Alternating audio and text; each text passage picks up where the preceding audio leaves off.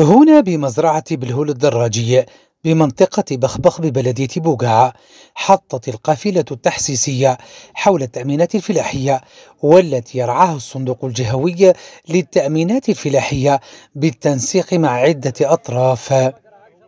اللقاء كان مفتوحا ومباشرا بين المسؤولين على القطاع الفلاحي وعموم الفلاحين الذين تجاوبوا واستفسروا وبحثوا عن السبل الكفيلة لتأمين ممتلكاتهم الفلاحية، كانت حيوانية أو نباتية.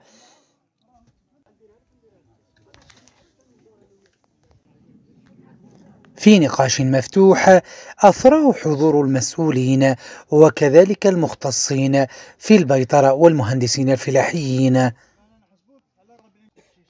كما تم عرض سبل التأمين، الكيفية والقيمة وكذلك التحفيزات، خاصة أمام بعض الكوارث المسجلة، أكانت حرائق أو فيضانات أو حتى تفشي بعض الأمراض. فكان اللقاء فرصة للفلاح من أجل معرفة كل هذا وذاك. اليوم حطينا القافله التحسيسيه تاعنا في اطار برنامج المسطر القوافل التحسيسيه حول التامينات الفلاحيه. اليوم حطت القافله هنا بدائره بوقعه في هذه المزرعه هذه، وين تلاقينا عدد يعني لا باس به، عدد من الاخوه الفلاحين والمهنيين، اين وين قدمنا لهم يعني شروحات وفيما يخص التأمينات الفلاحية بشقيها، التأمينات النباتية والحيوانية. في الحقيقة الحال كان هناك تجاوب، وكانت أسئلة يعني كثيرة متشعبة فيما يخص تأمينات، يعني طرح أسئلة فيما يخص التأمينات النباتية الحيوانية. قدمنا لهم يعني شروحات، وأعطيناهم يعني المزايا اللي قدمها الصندوق والمرافقة، ولقينا يعني إقبال يعني جيد إن شاء الله من عند الإخوان المهنيين. درنا يوم تحسيسي، قافلة تحسيسية حول التأمينات الفلاحية، وين استدعينا الفلاحين وين كان استجواب جيد، وكان اللقاء ثاني جيد، وطرحوا شروحات كاملة للتأمينات الفلاحية فيما يخص الحيوانات أو في النبات. واللقاء كان فيه نقاش يعني جيد. أولا السلام عليكم.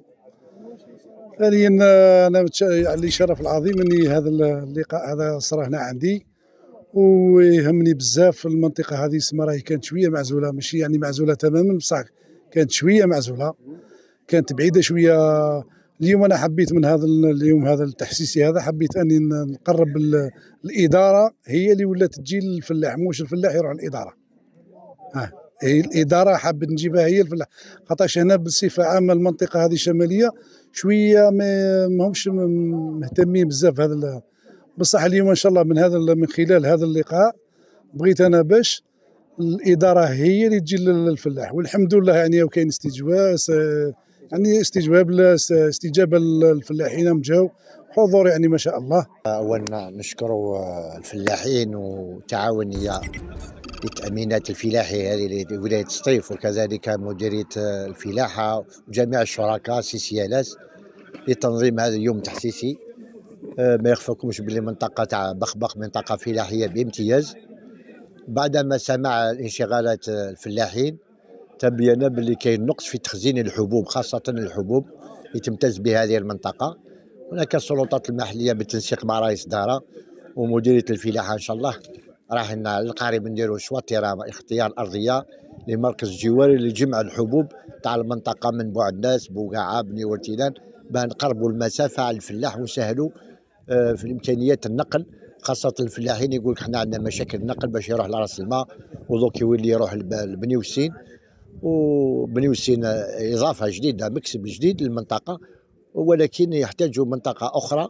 إن شاء الله نسعى باش نلقاو شواتيرة في بوقعة، وكاين أراضي تاع ماهيش لايقة للسكن أو للعمران، نديروها إن شاء الله، نديروها ديبو ثما يكون في إطار منظم.